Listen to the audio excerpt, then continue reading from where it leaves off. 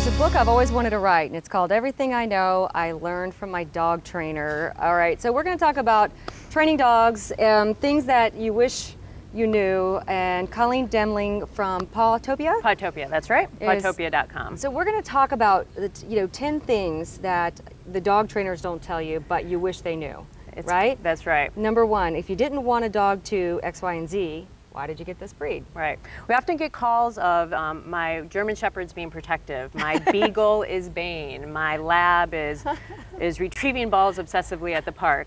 And there's breeds that characteristics that it makes them special. That's what we love about Labs and Beagles and Shepherds. But research your breed first to make sure you like all the other things that come along with it. Is there a breed of dog that was bred, and I don't know if, I'm just kind of springing this on you now, that was bred to protect children and families? Is that like a king? I heard like King Charles dogs were bred to... They're not so much protection, they're more of kind of a dog royalty. Each dog can be trained to do different sorts of things.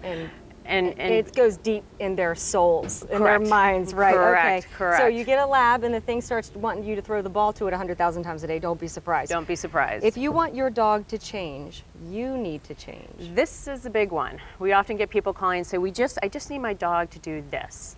And in order for that to happen, we can't come over and fix it like a computer or a car. It's a living being, and it's built off of a relationship they have with their owner. So if you want your dog to change, you need to change your relationship with your dog. It's kind of like couples counseling. Yeah. You fix the communication and you fix the issues. Everything I learned from my dog trainer is right? the book. I should write it, I really should. You should have called 5 months ago. Oh, this really? is a big one. Okay. This is a big one.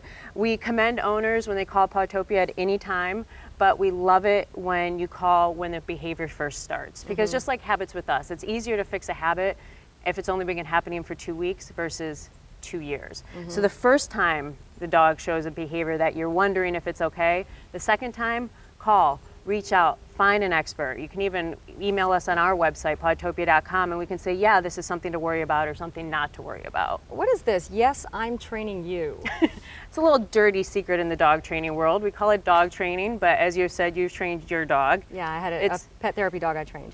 It's owner training, right? Yeah, oh, they train you. Oh, yeah, it's not about the dog. Oh, for sure. My 2-year-old does that too. Absolutely. I mean, you have to keep your eye on that. Yes. So if we train the owner, because the owner is the one that lives with the dog, then the dog training will be most successful. So that's why we train you, not the dog. Right. I guess there are places where you can just drop off your dog and I forgot that you could even do that. Like it's a given. The owner has to be with the dog. You have to be involved. Yeah, you really do. Yep, for the best results. You're the one who's going to support the dog every day in the good behavior, and you need to know what that good behavior is and how to support it. Exactly. Awesome. Exactly. Okay, just because your dog is little doesn't make his behavior okay. This is another good one, because it's kind of cute when the Yorkie barks at the Great Dane that goes by, or the Chihuahua growls and you try to take their bone away. But for that little dog, those emotions that are causing those reactions aren't cute. Yeah. He's feeling anxious, he's feeling protectiveness, he's feeling anxiety. So get him help. Let those little guys be as comfortable and calm and happy as we expect our big dogs to be. Interesting. No one likes to be dominated, so don't dominate your dog. I'm not a big fan of this word.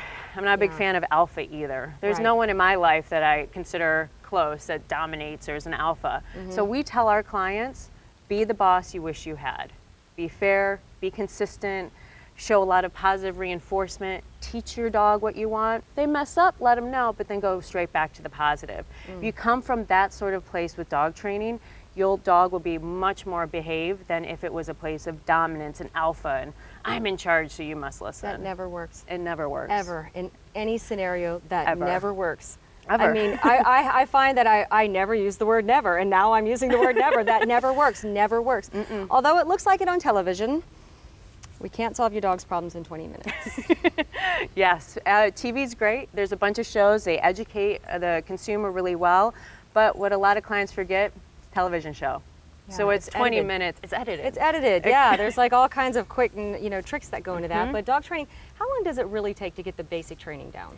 To get the basic training done, you really only need 3 to 4 sessions. It could take 4 to 5 weeks, as long as you're consistent and you do your homework every day. The way I did it with a dog that I was training to be a pet therapy dog was, I went, our trainer trained me like 5 days a week. And then for a couple of weeks. And I supported that every chance I got in the afternoon or the next morning or whatever, that next weekend. But it was up to me to reinforce that. Right, which is one of the tips too, is do your homework. You have to do your homework every day in order for it to be successful, because that's the length of time it takes to train the dog. When you do your homework, you'll make it happen, and it will be worth it in the end. It will be. You know, I also we're gonna meet the dogs up for adoption, Okay, but I'll tell a quick story. One of the avalanche dogs at Mammoth Mountain, I became friendly with his trainer. King was the dog's name. We had him on the show actually a couple of times. And when I got another dog after my therapy dog passed away, he said, you know, time. Just spend the time with the dog. It's true. Time. It's so important because it's worth it in the end. You're going to spend 10 to 15 years with your dog. Yeah. So by investing in training, we do group classes, private sessions, but just finding someone to help you with your dog, the long term, the return on investment is priceless. Huge. Priceless. Colleen, thank you.